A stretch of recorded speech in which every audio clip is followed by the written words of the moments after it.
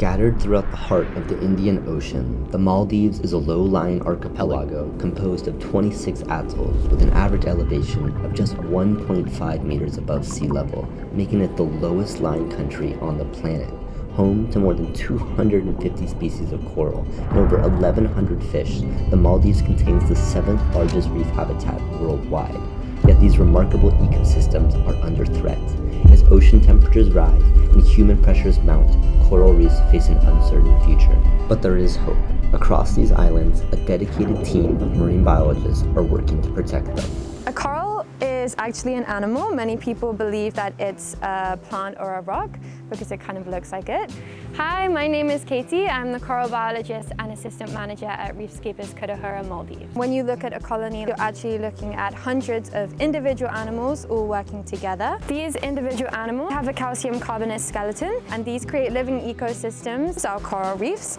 These can be so big that they can be seen from space. Coral reefs form one of the most biodiverse ecosystems on the planet. In one stage of the life cycle, 25% of all marine life rely on coral reefs. They only make up 0.1% of the Earth's surface. So for 25% of everything that lives in the ocean to be reliant on something that has such a small surface area, that tells you just how biodiverse these ecosystems are and how much life we have in them. We've lost 50% of our coral reefs in the last 30 years, some estimates say. So coral reefs, they don't really have that much time left, which is why the coral restoration initiatives like our one is really important. Here at Reefscapers, we are actively researching into the spawning patterns of corals here in the Maldives. Understanding spawning events like this is incredibly important because in order to save our coral reefs, we need genetic variation. And how we're going to get genetic variation is through successful spawning events. When we restore our corals using reef restoration practices like fragmentation and direct transplantation that we do here, we're not creating genetic variation. So having both is really, really important to ensure that our reefs become more resilient and withstand climate change and increasing sea surface temperatures.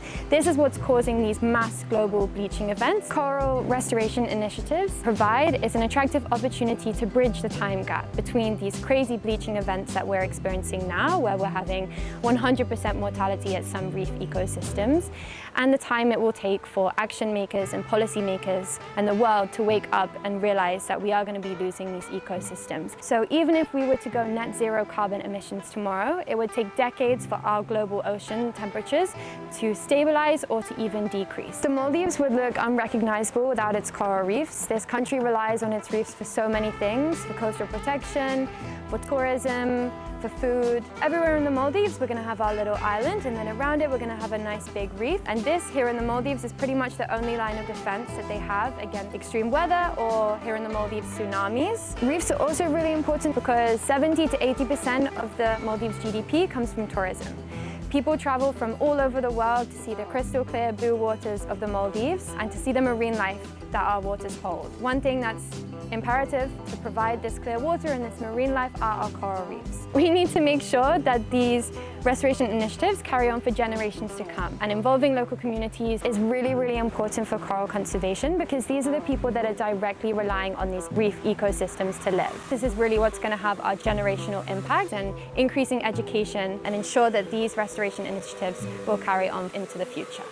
Thank you, Katie, and to all of those invested in protecting our oceans, the future is in your hands.